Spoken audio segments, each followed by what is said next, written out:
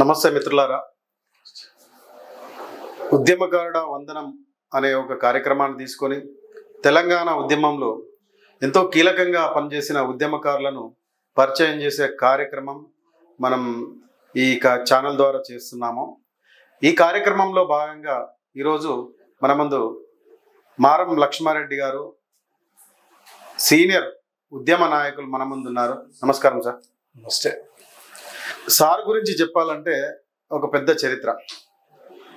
1969 నుండి అంటే తొలితరం ఉద్యమం నుండి ఇప్పటిదాకా మలితరం ఉద్యమం, తెలంగాణ సాధన, తెలంగాణ రాష్ట్ర పరిపాలన, ఇవన్నీ ఆయన దగ్గరుండి గమనిస్తూ వస్తున్నాడు. అలాగే ఉద్యమంలో ఎంతో కీలకంగా అప్పుడు కానీ ఇప్పుడు కానీ చాలా కీలకంగా పాల్గొనడం జరిగింది. ఎప్పుడంటే 1969 నుంచి కీలకంగా పాల్గొంటూ ఇప్పటికీ కూడా చాలా యాక్టివ్గా, అంటే ఎక్కడ ఏ ప్రోగ్రాములు చేసినా కూడా ఏ చిన్న ప్రోగ్రామ్ అయినా తెలంగాణకు సంబంధించింది ఆ ప్రోగ్రాంలో పాల్గొని తన యొక్క తెలంగాణ పునర్నిర్మాణంలో భాగస్వామ్యాన్ని కలిగించడానికి ఎప్పటికీ పాటుపడుతుంటాడు. అలాంటి సార్ను, మారం లక్ష్మారెడ్డి సార్ను కలవడం చాలా సంతోషంగా ఉంది. నమస్కారం సార్. నమస్తే సార్, ఈ ఉద్యమకారుడ వందనం అనే ఒక కార్యక్రమంలో మిమ్మల్ని భాగస్వామ్యం చేసి మీతో ముఖాముఖి కార్యక్రమాన్ని నిర్వహించడం మాకు చాలా సంతోషంగా ఉంది. ఏంటంటే మీది ఒక చరిత్ర. ఇప్పుడే కాదు, ఇప్పటి నుంచో 1969 నుంచి ఇప్పటి వరకు, అంటే ఒక నవయువకుడిలా మీరు ఎక్కడ ఏ ప్రోగ్రాం అయినా కూడా పాల్గొంటూ తెలంగాణ పునర్నిర్మాణంలో మీకంటూ ఒక పాత్ర ఉండాలని కృషి సలుపుతున్నారు. అయితే మనం ముఖాముఖి కార్యక్రమంలోకి వెళ్ళే ముందు మీ యొక్క చరిత్ర, అంటే మీరు ఎక్కడ పుట్టారు, ఎక్కడి నుంచి, మీ స్వగ్రామము, మీ చదువు, స్వస్థలము, ఇలాంటివి మా ప్రేక్షకుల కోసం. సో ముందుగా మీ ఛానల్కి ఏదో ధన్యవాదాలు చెప్తూ, ఈ తెలంగాణ ఛానల్ ఏదో మీరు ఏర్పరచుకున్న తర్వాత నన్ను పిలిచి మీరేతో ఇంటర్వ్యూ చేయడానికి నేను చాలా సంతోషంగా భావిస్తున్నాను. అదేవిధంగా తెలంగాణలో తెలంగాణ ఉద్యమం వచ్చింది తెలంగాణ స్వరాష్ట్రం కోసం.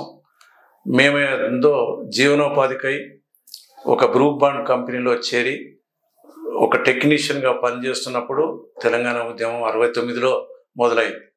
అప్పుడే ఎంతో నేను హైదరాబాద్కు ఎవ్రీ సండే సాటర్డే కలిసి హాలిడేస్ ఉన్నది కాబట్టి హైదరాబాద్కు వచ్చేది.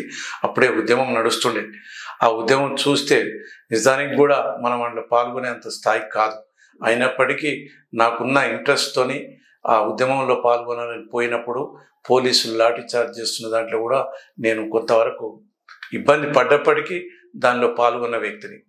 ఆ తదనంతరమే ఉందో నేను ఉద్యోగం చేస్తూ చిన్న చిన్న కార్యక్రమాల్లో పాల్గొంటూ ఒక స్పోర్ట్స్మెన్గా నేను స్థానికంగా గట్కేసలో ఉన్నటువంటి లాల్ బహదూర్ క్లబ్లో, అదేవిధంగా స్థానికంగా ఉన్నటువంటి అందరి నా వయసులో ఉన్నటువంటి మిత్రులందరితో కలిసి ఒక స్పోర్ట్స్మెన్స్గా మంచి వాలీబాలే కానీ కబడ్డీ కానీ ఇవన్నీ కూడా బాగా ఆడుతూ మంచి రిలేషన్షిప్ మెయింటైన్ చేసుకునేది ప్రజలతోని.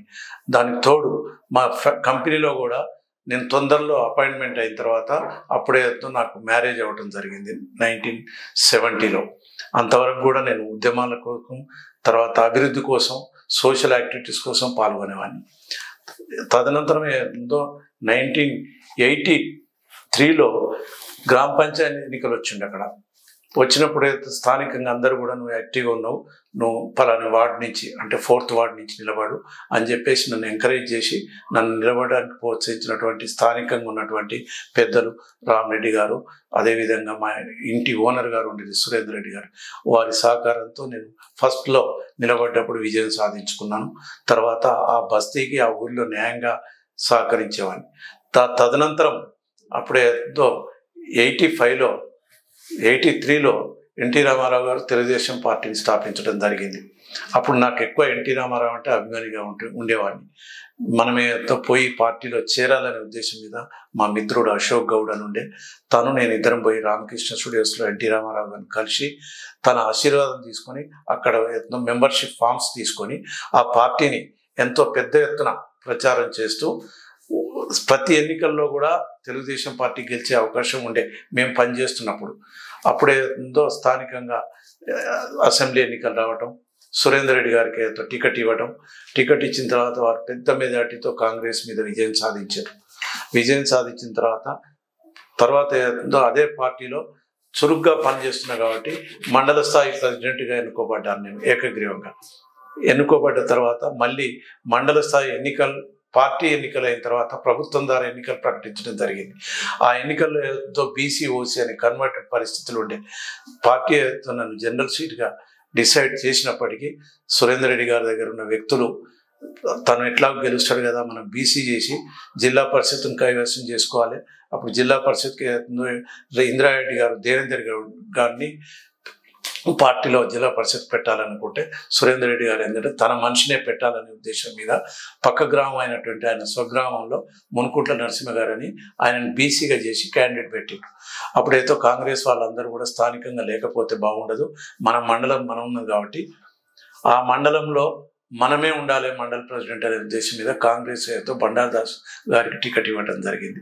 నేనేతో నిరాశపడ్డప్పటికీ నేను రాజకీయంగా ఎదగాలనుకోలే, కానీ నేను చేసిన కృషికి చాలా నష్టం జరిగిందని నిరుత్సాహపడితే సురేందర్ రెడ్డి గారు ఎమ్మెల్యే గారు ఉండి పిలిచి ఎంతో నన్ను ఓదార్చి అప్పుడే తప్పక నువ్వు పనిచేయి, మన పార్టీ గెలుస్తుంది, నీకు రాష్ట్ర స్థాయిలో ఏదైనా అవకాశం ఇస్తామని చెప్పడంలో నా వంతు కృషిగా ఎంతో కష్టపడ్డప్పటికీ కాంగ్రెస్ పార్టీ స్థానికుడైనందున పక్క గ్రామం టీడీపీ స్థానికుడు కానందున ఆ పార్టీలో తెలుగుదేశం పార్టీ ఓడిపోవటం, నేను ఎంతో నిరుత్సాహంగా నాకు ఏ పదవి లేకున్నా రాజకీయంగా ఉండకూడదని చెప్పేసి నిర్ణయంతో ఉద్యోగం చేస్తూ మా పిల్లలు అప్పుడు మంచి చదువు పరిస్థితులు ఉండి వాళ్ళు సెటిల్ కావాలని చెప్పేసి వాళ్ళ కోసమే కష్టపడుతూ మళ్ళీ నేను ఉద్యోగాన్ని పూర్తి చేసుకోవడానికి 2008లో రిటైర్డ్ అయినప్పుడు కూడా కంపెనీలో పనిచేస్తున్నప్పుడు తెలుగుదేశం పార్టీకి నేను ఎంతో శ్రమతో పనిచేస్తున్నప్పుడు పార్టీ ఒక్కొక్క ఉద్యమం అంటే బంధులే కానీ కార్యక్రమాలు కానీ ఏది చేసినప్పటికీ కూడా నాకు పార్టీ సహకరించింది,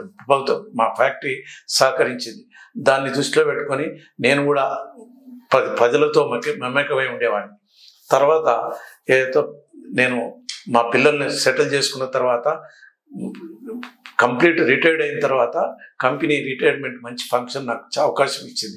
ఫ్యాక్టరీలో ఎవరికి కూడా అలాంటి అవకాశం ఇవ్వలేదు రిటైర్మెంట్ ఫంక్షన్కు. నాకు అలా ఇచ్చినప్పుడు మా కుటుంబమే కానీ స్థానిక నాయకులు ప్రజలందరూ కూడా వచ్చి నన్ను ఆశీర్వదించారు. అప్పుడే ప్రభుత్వ పరంగా నేనేతో ఏ పదవిలో లేకున్నా కానీ బయటకు వెళ్ళిపోయేటాను కాబట్టి కంపెనీ ఏం చేసిందంటే నా సర్వీస్ని గుర్తించి ఇంకొక 1 year నువ్వేతో కన్స్ట్రక్షన్ అవుతున్నటువంటి బెంగళూరు దగ్గర చిక్బుల్లాపురం ఉండేది, అక్కడ మా కంపెనీ స్థాపిస్తున్నప్పుడు దానికి ఒక కన్స్ట్రక్షన్ ఇంజనీర్గా పోవాలని చెప్పేస్తే 1 year కంప్లీట్ చేసుకున్నా. దాని తర్వాత మా పిల్లలు ఇంకెన్ని రోజులు చేస్తూ డాడీ వద్దు, ఇంకా నువ్వు రెస్ట్ తీసుకుంటే బాగుంటుంది అని చెప్పేసి మా అమ్మాయి స్టేట్స్లో ఉంటాయి. అప్పుడే నేను మా భార్య స్టేట్స్ పోయి కొన్ని రోజులు అక్కడ కాలం గడిపిన తర్వాత మళ్ళీ వచ్చేసిన. 2010లో మనం ఉద్యమం స్టార్ట్ అయింది, రెండవ ఉద్యమం ఉధృతమైంది. ఉధృతంలో అంతటా జేఏసీలు ఏర్పడుతున్నాయి. కోదండరామ్ గారి ఆధ్వర్యంలో జేఏసీలు ఏర్పడుతున్నప్పుడు మా మండలంలో కూడా అందరూ కూడా ఏకమై ఒక ఫంక్షన్ హాల్లో మీటింగ్ పెట్టుకొని జేఏసీగా మనం కూడా నడపాలి, ఆ జేఏసీకి కన్వీనర్గా మారం లక్ష్మణ్ పెట్టాలని చెప్పేసి ఏకగ్రీవంగా నన్ను పెట్టడం జరిగింది.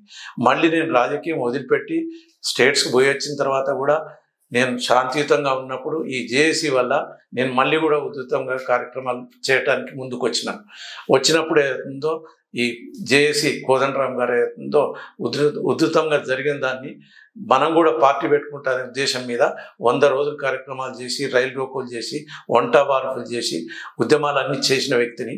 అప్పుడేతో అందరికి కూడా ఐకమత్యంగా ఉండేది. ఇప్పుడు నేను కన్వీనర్ ఉన్న తర్వాత నాకు ఇంకొక అతను అసిస్టెంట్గా ఉండాలని చెప్పేసి ఇంకో కన్వీనర్ని పెట్టుకుంటే బాగుంటుందని అబసాని యాదగిరి గారు అని చెప్పేసి మాజీ సర్పంచ్ గారు ఉండేది, మెంబర్గా ఉండేది అతను నాతో పాటు చాలా చురుగ్గా పాల్గొనేది. ఇద్దరం కలిసి చాలా పెద్ద ఎత్తున ఉద్యమం చేసి ధూమ్ధాములు చేసి ఇవన్నీ చేసి తెలంగాణతో 29th రాష్ట్రం సాధించడం అనేది ఒక గర్వంగా ఉండేది. అయితే ఈ క్రమంలో ఇప్పుడు మీరు సుదీర్ఘంగా 1969 నుంచి ఇప్పటి వరకు అంటే తెలంగాణ రాష్ట్ర సాధన జరిగేంత వరకు 2014 వరకు మీరు క్రియాశీలకంగా ఉద్యమాల్లో పాల్గొన్నారు. ఓకే, మధ్యలో మీ ఉద్యోగ జీవితం. అయితే విషయం ఏంటంటే ఈ తెలంగాణ రాష్ట్ర అవసరం మన తెలంగాణ ప్రజలకు ఎందుకు, ఏ రకంగా అవసరం అనిపించింది? మీరు గట్కేసర్ జేఏసీ చైర్మన్గా కూడా పనిచేశారు, కీలకంగా పనిచేశారు. చాలా రైలు రోకోలో మీ మీద కేసు కూడా అయింది, మేము విన్నాం. అయితే మన తెలంగాణ రాష్ట్ర అవసరం మీకు ఎందుకు అనిపించింది? ఒకటి, మన తెలంగాణ రాష్ట్రం సాధించుకోవాలనేది ముఖ్య అంశం ఏంటంటే, మనమేతో నిధులు, నిరుద్యోగం, ఉద్యోగాలు, ఉపాధులు అదేదో కొల్లగొట్టుకుపోతున్న ఉద్దేశం బాగా వినబడే పరిస్థితులు ఉండే అప్పట్లో. దాన్ని సాధించుకోవాలంటే మనం అందరం ఐకమత్యంగా ఉండాలి. తెలంగాణ రాష్ట్రం సాధించుకుంటేనే మనం అందరం ఉద్యోగాల పరంగానే కానీ అభివృద్ధి పరంగానే కానీ మనకు తెలంగాణ జరుగుతుందని ఒక నమ్మకం మాలో ఉండే ఉద్యమం చేస్తున్నాం. కాబట్టి అప్పట్లో ఉన్న నాయకులు కూడా మనం సపరేట్గా ఉండాలి, మనం తెలంగాణ సాధించుకోవాలని చెప్పేసి కేసీఆర్ గారి ఆధ్వర్యంలో తెలంగాణ టీఆర్ఎస్గా ఏర్పడి పెద్ద ఎత్తున ఉద్యమం జరిగింది. ఆ ఉద్యమంలో జేఏసీ పాత్ర ఎంతో ముఖ్యంగా ఉండే. మేము జేఏసీగా ఉంటుంది, టీఆర్ఎస్ అనే పేరున్న పార్టీ ఒక రకంగా పనిచేస్తూ రేపు ఉద్యమము 29th రాష్ట్రం ఏర్పడ్డ తర్వాత కేసీఆర్ గారు ముఖ్యమంత్రి కావాలనే ఉద్దేశం మీద తను ఇచ్చిన హామీలను కూడా పక్కకు పెట్టి తనే ముఖ్యమంత్రి కావటం, తర్వాత తదనంతరం మేమందరం కూడా జేఏసీగానే ఉండి ఉద్యమంలో కష్ట నష్టాలు కోర్చి కేసుల కైగూడు నుండి మేము పనిచేసిన వ్యక్తులం. మాకు పార్టీ మారాలని లేకుండే జేఏసీగానే ఉంటుంది. తర్వాత ఎలక్షన్స్ వస్తున్నప్పుడు కేసీఆర్ గారు ఏం చేసిందంటే, నేనే ముఖ్యమంత్రి ఉంటే అనే పరిస్థితులు డెవలప్ చేసుకున్నారు. అప్పుడేదో అర్జున ముఖ్యమంత్రికి ఇస్తా అని చెప్పేసి హామీ ఇచ్చారు. తర్వాత ఎన్నో హామీలన్నీ కూడా పక్కకు పెట్టుకొని తన కుటుంబ పరంగానే రాజకీయాలతో నడిపించిందని చెప్పేసి ఒక వ్యవహారం నడుస్తున్నప్పుడు కోదండరామ్ గారు జేఏసీ అధ్యయనంతో అమర్ల స్ఫూర్తి యాత్ర అని ఒకటి పెట్టిండి. దాంట్లో ఇక్కడి నుంచి హైదరాబాద్ నుంచి స్టార్ట్ అయిపోతే ప్రతి జిల్లా కేంద్రంలో ప్రతి నియోజక కేంద్రంలో కూడా మీటింగ్లు పెట్టుకుంటూ మేము ర్యాలీ స్టార్ట్ చేసినాం. ఒక 6 నెలలు ఎన్నికల ముందు ప్రకటించిండు కేసీఆర్ గారు. ఎందుకంటే ఈ అమర్ల స్ఫూర్తి యాత్రలో కోదండరామ్ గారు జేఏసీని చాలా అభివృద్ధి చేసి దాంట్లో నిలదొక్కుంటుండనే దాని మీద దృష్టి పెట్టుకొని ఎన్నికలు ప్రకటించబడ్డది. ఎన్నికలు ప్రకటించినప్పుడు ఏదో కోదండరామ్ గారు పార్టీ పెట్టకపోతే బాగుండదు, మనం కూడా రేపు పొద్దున అలయన్స్లో నిలబడాలనే ఒక అవకాశం ఉంటుంది కాబట్టి ఏమంటారు అని చెప్పేసి అందరి అభిప్రాయం తీసుకుంటే సరూనగర్ లేయర్తో పార్టీని ప్రకటించడం జరిగింది. అప్పుడే కొంతమంది ముఖ్యులు అనుకున్న వాళ్ళు ఇళ్ళకెళ్ళి వెళ్ళిపోయిన వాళ్ళు ఉన్నారు. పార్టీకి దూరం అయిపోవడం, వాళ్ళు ఏమో ఎదిగినో తెలియదు కానీ పార్టీకి మాత్రం నష్టం చేసిండ్రు. అట్లా వాళ్ళ పేర్లు చెప్పడం అవసరం లేదు. తెలంగాణ జనసమితి అలయన్స్లో తప్పకుండా నిలబడుతుందని చెప్పేసి కాంగ్రెస్తోనే అలయన్స్ చేసుకోవడం జరిగింది. అప్పుడే అలయన్స్లో మేము 35 సీట్లు అడిగినాం, 35 తర్వాత 15 అడిగినాం, తర్వాత 3 వరకే పరిమితం చేసి కొంతమంది వాళ్ళ స్వార్థం కోసం పార్టీని ఆ రకంగా బలి చేయడం జరిగింది. మేము అప్పుడే ఒక క్యాండిడేట్గా మేడ్చల్ కాన్స్టిట్యూన్సీ జనసమితి క్యాండిడేట్ అని చెప్పేసి ప్రకటించడం కూడా జరిగింది. కానీ అలయన్స్లో మాత్రం నేను ఆ ఛాన్స్ తీసుకోలేకపోయినా. తర్వాత ఏందో ఈ అలయన్స్ వల్ల జనసమితి పార్టీకి చాలా నష్టం జరిగింది.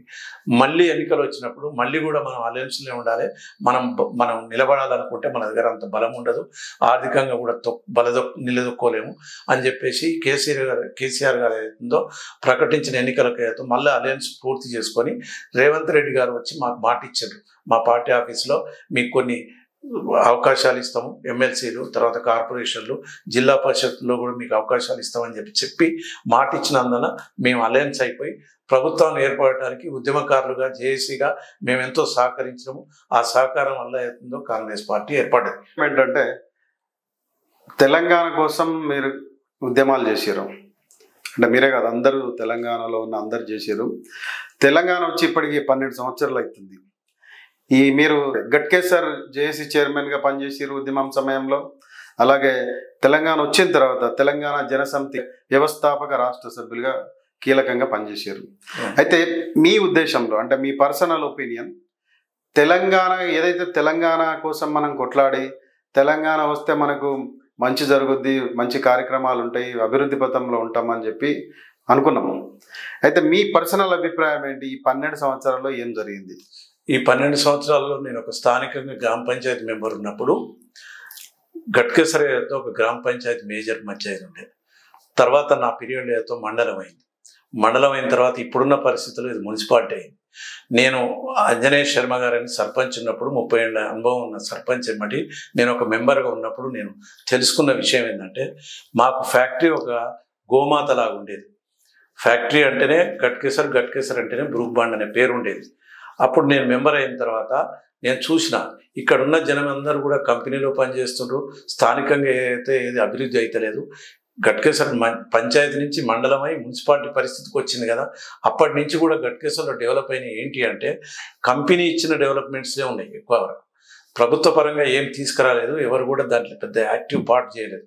సుధీర్ రెడ్డి వచ్చిన తర్వాత, అంతకుముందు సురేందర్ రెడ్డి ఉన్నప్పుడు ఈ రకంగా రాజకీయం మా స్థానిక మండలంలో ఉన్నటువంటి నాయకులు వాళ్ళు ఎంతవరకు చేసిండ్రు అంటే, ఒక ఉదాహరణతో మేము ఇప్పుడు జేఏసీగా ఏర్పడి స్థానికంగా ఉన్నటువంటి ఫ్లైఓవర్ పరిస్థితిని మీరు సంఘీభావంగా కూడా వచ్చారు. మేము దీక్ష చేస్తున్నప్పుడు నేను ఎంతో గ్రామ పంచాయతీ మెంబర్గా ఉండి, తెలుగుదేశం పార్టీ మండల ప్రెసిడెంట్ ఉండి, తెలుగు గ్రామీణ పథకం ద్వారా తెలుగు గ్రామీణ కాంతి పథకం అని చెప్పేసి ఎన్టీఆర్ పీరియడ్లో 1985లో నేను గట్కేసర్ మున్సిపాలిటీ కాకముందు మండల స్థాయిలో ఉన్నప్పుడు ఒక పార్టీ ప్రెసిడెంట్గా విద్యాపరంగా వైద్యపరంగా ఎంతో అభివృద్ధి కావాలనే ఉద్దేశంతో ఒక పెద్ద హాస్పిటల్కు స్థలం ఉండే, అది ఓన్లీ 15 బెడెడ్ హాస్పిటల్ ఉండే, కంపెనీ సహకారంతోనే అది హాస్పిటల్ నడుస్తుండే. అప్పుడే నా దృష్టిలో నేను పంచాయతీ మెంబర్ ఉండి మా సర్పంచ్ గారిని అడిగినాను, ఇంత పెద్ద హాస్పిటల్ ప్రహరీ లేదు, తర్వాత ఏదో పశువులు పందులు మనుషులు అంతా తిరిగి నానా బీభత్సంగా ఉన్నది, దానికి ఒక ప్రహరీ నిర్మిస్తే బాగుంటుంది అంటే, మరి ఫండ్స్ ఏడు ఉంటాయి రా అని చెప్పేసి తను చెప్తే, తెలుగు గ్రామీణ పథకం కింద 50 ఫండ్స్ గవర్నమెంట్ ఇస్తుంది, 50 కాంట్రిబ్యూషన్ చేయాలని చెప్పేసి ఆ కార్యక్రమాన్ని సొంత డబ్బులు పెట్టి కూడా ఆ నిర్మాణాన్ని పూర్తి చేసిన. అది వైద్యపరంగా నాకున్న ఇంట్రెస్ట్కు ఆ హాస్పిటల్. తర్వాత ఇందిరారెడ్డి గారు, దేవేందర్ గౌడ్, స్థానికంగా ఉన్న రామరెడ్డి, బండారదాసు వీళ్ళందరి ప్రోత్సాహం వల్ల అది 50 బెడెడ్ హాస్పిటల్ అయింది. ఈ రకంగా ఆ ఊళ్ళో చేసినటువంటి ముఖ్యమైన కార్యక్రమంలో ప్రజలకు తెలిసిన వ్యక్తిని నేను. తర్వాత నేను అప్పట్లో మంచి వాలీబాల్ గేమ్ ఆడుతుండేది, కోచ్గా పిల్లలందరూ కూడా ఎంకరేజ్ చేసేది. నాతో పాటు ఇప్పుడున్న రాజ్యసభ సభ్యుడు లక్ష్మణ్ గారు కూడా నాతో పాటు ఆడటానికి ఇంట్రెస్ట్ చూపెట్టేది. తనని ఎంతో ఎంకరేజ్ చేస్తూ నేను ఒక ప్లేయర్గా, ఒక కోచ్గా ఆ స్కూల్కి నేను వాలీబాల్ ఆడుతున్నప్పుడు బాల్ కంట్రోల్ లేని పరిస్థితిలో ఎక్కడో పోయేది. ఆ స్కూల్ విద్యార్థులకు ఒక ప్రహరీ ఉంటే బాగుంటుందని చెప్పేసి ఆ స్కూల్ ప్రహరీని కూడా నేనే వ్యక్తిగతంగా నన్ను కర్త కర్మ క్రియ అయిపోయి దాన్ని కూడా నిర్మాణం చేసిన.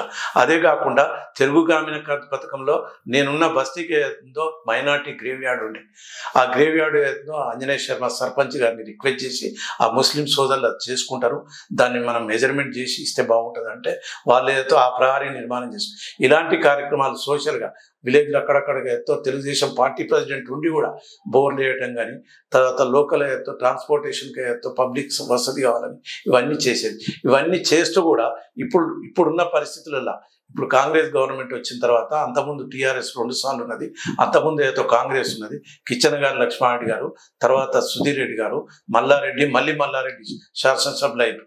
వీళ్ళు అయినప్పుడు కిచెన్ గారు లక్ష్మారెడ్డి గారు బాలాజీ నగర్కి పోతున్నందుకైతే ఒక రైల్వే బ్రిడ్జ్ స్టార్ట్ చేశారు.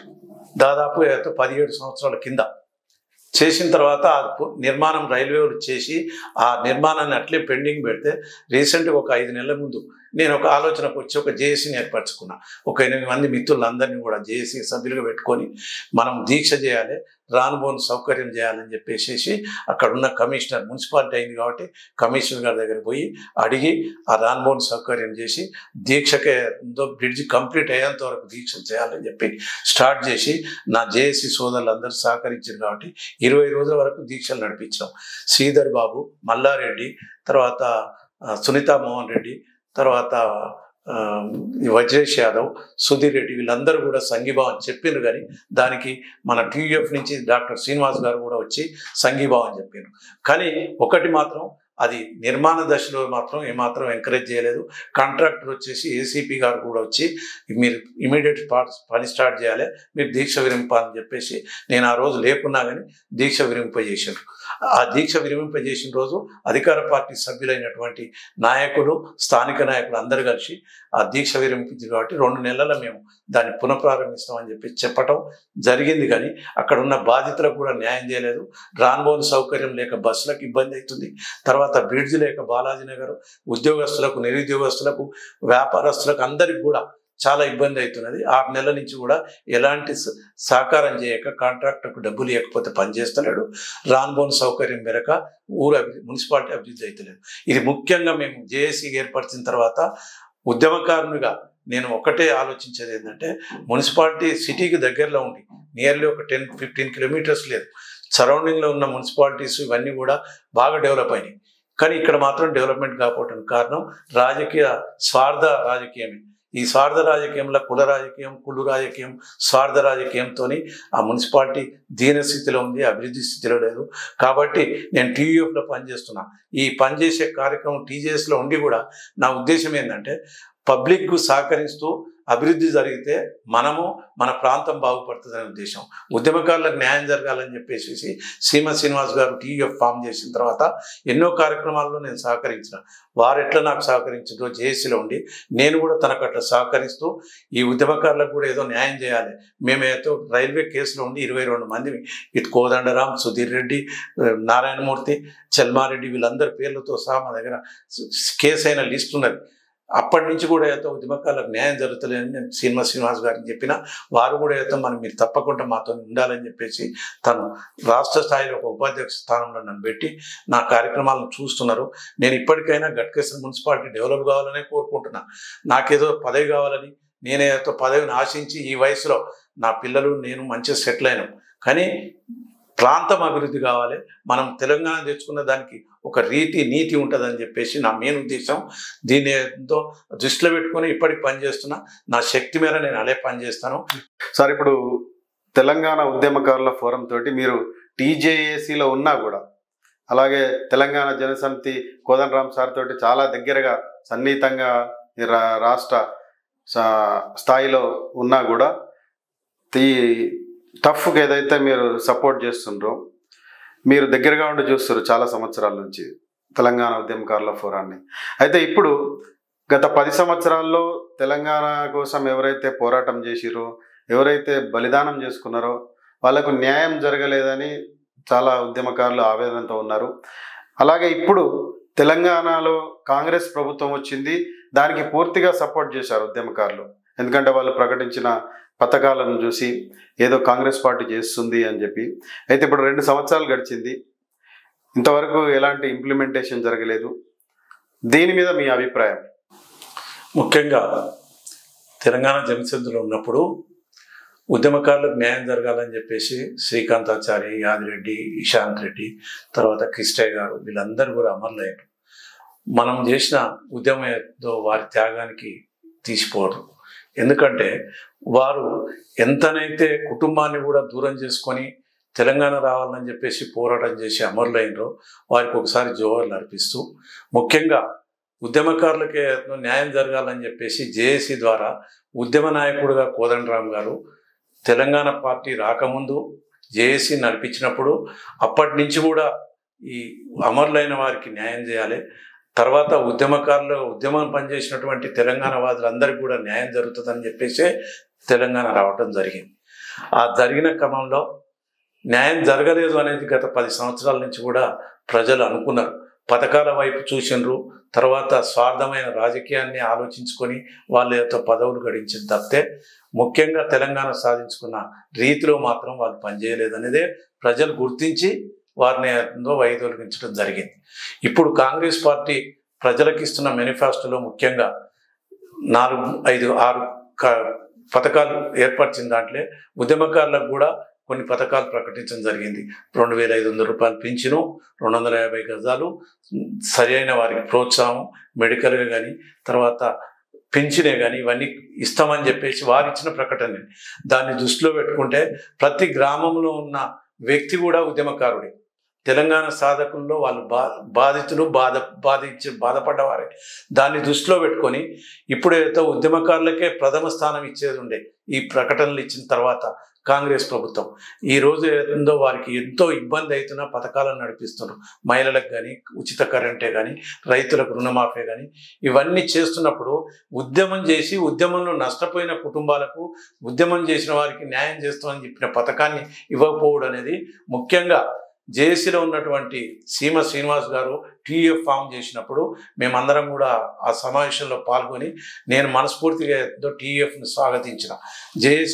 టీజేఏసీలో ఉన్నప్పటికీ కూడా కోదండరాం గారిని అడగటం జరిగింది, సార్ ఇప్పుడు ఉద్యమకారులకు న్యాయం చేయాలని చెప్పి జేఏసీలో మనమటి పనిచేసిన డాక్టర్ శ్రీనివాస్తో టీయూఎఫ్ ఫామ్ చేసింది కదా, ఉద్యమకారులకు న్యాయం చేయాలనే కదా నేనేతో ఆ రీతిని వారికి సహకరిస్తున్నాను, మీరు ఆలోచించండి సార్ అంటే తప్పేం లేదు, ఈ ఉద్యమకారులకు న్యాయం జరగాలని సీన్ చేస్తుంది కరెక్టే అని చెప్పి తను చెప్పటం, నేను కూడా ఆకర్షితునైపోయి ఆ ఉద్యమంలో పాల్గొనడం, ఈ తెలంగాణ వాదులందరికీ న్యాయం జరగాలి ఉద్యమకారులకు.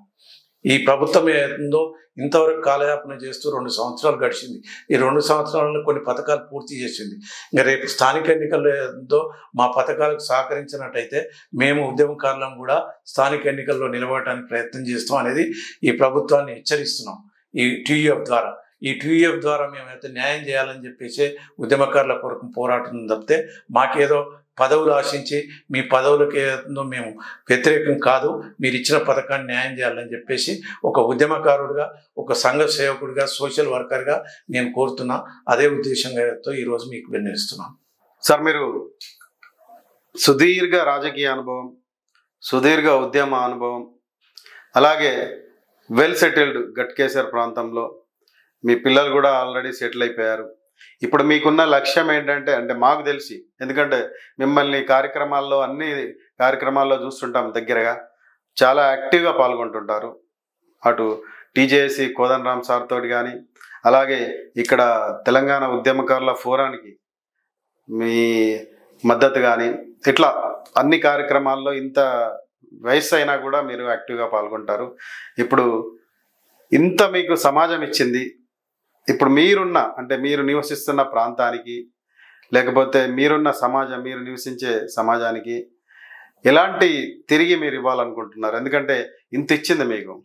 సో ఇప్పుడు ముఖ్యంగా మీరేతో నన్ను ఈ మీడియా ద్వారా అడుగుతున్న ప్రశ్నకు ముఖ్యంగా నేను పనిచేసినటువంటి నా తోటి కంపెనీలో వర్కర్లకు ఏదో న్యాయం చేయాలి. వారికి ఒక సమస్య పెద్దది ఉన్నది. మాకు ఒక కార్మిక శాఖ అని చెప్పేసి 1 ఎకరం స్థలం ఉన్నది. దాన్ని కేసులలో పెట్టి దాన్ని న్యాయం చేయకుండా, దాన్ని ఏం నిర్ణయం కాకుండా దాన్ని పరిష్కరించినట్టయితే ప్రతి వ్యక్తికి కూడా ఎంతో ఆర్థిక సాయం చేసినట్టు ఉంటుంది. ముఖ్యంగా నేను దాన్ని దృష్టిలో పెట్టుకొని ఇప్పుడు రాబోయే కాలంలో అది చేయాలనుకుంటున్నాను. అదే కాకుండా స్థానికంగా ఉన్నటువంటి ఈ రైల్వే బ్రిడ్జ్ కానందువల్ల ఎంతోమందికి ఇబ్బంది జరుగుతుంది. దాన్ని సాధించుకోవాలనే ఉద్దేశం మీద జేఏసీ ఏర్పడి నాకు మిత్రులైనటువంటి మిగతా కమిటీ వారందరికీ కూడా, అంటే నేను వాళ్ళ పేర్లు చెప్పాలంటే చాలా ఉంటాయి కాబట్టి మనస్ఫూర్తిగా వారు నాకు సహకరిస్తారు. పెద్దలు కూడా గట్కేసర్లో ఉన్నట్టు వారందరూ కూడా గట్కేసర్ని ప్రోత్సహించి డెవలప్ చేయలేకపోతారు. ఇప్పుడు ఏదో మున్సిపాలిటీ అవుతుందని చెప్పేసి పెద్ద రోడ్లు అవ్వటం, సెంట్రల్ లైటింగ్ అవ్వటం, డ్రైనేజ్ అవ్వటం అవన్నీ శాంక్షన్ అయిపోయింది. గతంలో ఉన్నటువంటి లీడర్లు సరిగ్గా పనిచేయలేదు. టీఆర్ఎస్ గవర్నమెంట్ 10 సంవత్సరాలు ఉండే, ఆ 10 సంవత్సరాల కావాల్సినంత ప్రోత్సాహంగా మున్సిపాలిటీ డెవలప్ కాలేదు. మొదలు మండలం ఉన్నప్పుడు ఏదో మండల స్థాయిలో ఉన్న ప్రజలు గట్కేసర్ కేంద్రీకృతమైనటువంటి వ్యాపారస్తుల దగ్గరికి, ఆఫీసులకు కూడా వచ్చేది. గట్కేసర్లో ఏదో ఒక డిగ్రీ కాలేజ్ అనేది మంచిది ఉన్నది, ఏది గురుకుల్ సంస్థ, అది వెంకటేతో వ్యాజ్జీ అని ఒక గురూజీ గారు దాన్ని స్థాపించి పెద్ద ఎత్తున నడిపిస్తే అది ఒక 25 ఎకరాలటువంటి స్థలం. అన్యాక్రాంతమయ్యే పరిస్థితి ఉంటే స్థానిక ఉన్న నాయకులు ఏదో దాన్ని టేకప్ చేసుకొని అభివృద్ధి చేయాలని చెప్పి ఎంత ప్రయత్నం చేసినా ప్రభుత్వం పట్టించుకోలేదు. దానికి మెయిన్ కారణం ఏదో అక్కడ ఉన్నటువంటి ఆర్గనైజర్స్ సరిగా లేదు కాబట్టి అదొకటి శిథిలాస్థితిలో ఉన్నది. అది మెయిన్. రెండవది. మూడవది, స్థానికంగా మున్సిపాలిటీకి సరిపోయినంత బస్ షెల్టర్స్ లేవు, బస్ స్టాప్ లేదు. అదే ఉన్న స్థలంలోనే వారికి ఇబ్బందికరంగా ఉన్నది. తర్వాత రోడ్లతో ఇరుకుగా ఉన్న 50 ఫీట్ల రోడ్డు వారు మీరు కబ్జా చేసిన తర్వాత 25 ఫీట్ల వరకే ఉన్నది. ఇదంటే అధికారులు ఏదో అక్కడ ఉండి కూడా మండలం, మున్సిపాలిటీ అందరూ అధికారులు ఉన్నారు. కలెక్టర్ ఆఫీస్ కూడా నియర్లీ 10 కిలోమీటర్ల దూరం కీసరలో ఉన్నది. వారు కూడా చూస్తూ ఆ మున్సిపాలిటీని పట్టించుకోవట్లేదు. స్థానిక నాయకులు ఏదో గతంలో మినిస్టర్గా ఉండిరి మల్లారెడ్డి గారు, తర్వాత మళ్ళీ ఎమ్మెల్యేగా అయినరు, అంతకుముందు ఎంపీగా ఉండిరి ఈటల రాజేందర్ గారు ఎంపీ అయినరు. ఇప్పుడు వీరందరూ కూడా చూస్తూ మున్సిపాలిటీని అశ్రద్ధ చేస్తున్నారు తప్పితే దానికి కనుక ఏమాత్రం ప్రోత్సహిస్తే నాలాంటి వాడు ఇంకా ముందుకు వచ్చి ప్రజలను వెంటబెట్టుకొని యూత్ని అందరినీ కూడా ప్రోగ్రెస్ చేయాలనే ఉద్దేశం ఉంటుంది. మున్సిపాలిటీలో ఎంతోమంది ప్రోత్సాహంతో అభివృద్ధి కావాలని నా కోరిక. నేనే ఎంతో ఆశించి పదవి కోసం పనిచేస్తలేను, పని చేసిన పనిని ఎంతో ప్రజలు గుర్తించాలనే ఉద్దేశం మీదనే నేను పనిచేస్తున్నాను. ఇలా TUFలో కూడా ఎందుకు పనిచేస్తున్నా అంటే ఉద్యమకారులకు న్యాయం జరగడానికి కోసం ఒక లిస్టు తయారు చేసి కేసులలో ఉన్నోళ్ళు లేకున్నా ఉద్యమంలో పనిచేయడం అందరికీ కూడా న్యాయం చేయాలనే ఉద్దేశం మీదనే శ్రీనివాస్ గారి దగ్గర నేను ఫామ్స్ తీసుకొని వాళ్ళ పాస్పోర్ట్ పెట్టి వాళ్ళ బయోడేటా పెట్టి అందరం కూడా ఒకటి తయారై ఉండాలి. ఈ గవర్నమెంట్ ఏదో పథకాలు ప్రకటించినాయి చేస్తేనే స్వాతంత్రం వచ్చిన తర్వాత ఫ్రీడమ్ ఫైటర్లు ఎట్లయితే అనుభవిస్తున్నారో ఆ రకంగానే ఉద్యమకారులుగా తెలంగాణ సాధించుకున్న వారందరికీ న్యాయం జరుగుతుందనే ఒక ఉద్దేశమే తప్పితే దీంట్లో ఎలాంటి స్వార్థం లేదు. ఇప్పటికైనా ప్రభుత్వం గుర్తించాలి. రాబోయే రోజుల్లో ప్రభుత్వం గుర్తించినట్టయితే గతంలో ప్రభుత్వానికి జరిగినట్టు పరిస్థితే ఇప్పుడు ఈ ప్రభుత్వానికి కూడా జరుగుతుందని దృష్టిలో పెట్టుకోవాలనేది నా ముఖ్య ఉద్దేశం అనేది చెప్తాను. చాలా సంతోషం సార్, మీ సమయం కేటాయించి మా స్టూడియోకి వచ్చి మీ ఇంటర్వ్యూ ఇచ్చినందుకు. అలాగే మీరు కోరుకుంటున్న ఉద్యమకారుల సంక్షేమం, అలాగే స్థానికంగా గట్కేసర్ ప్రాంత అభివృద్ధి, ఇవన్నింటిలో మీరు కోరుకున్నట్టుగా తొందరలోనే జరగాలని మేము కోరుకుంటున్నాము. అట్లాగే మీరు రాబోయే రోజుల్లో కూడా తెలంగాణ జనసమితిలో కీలకంగా పనిచేయాలని, ఇంకా రాష్ట్ర అభివృద్ధిలో పాల్గొనాలని చెప్పి మేము కోరుకుంటూ సెలవు తీసుకుంటున్నాం. నమస్తే, ధన్యవాదాలు మీకు కూడా.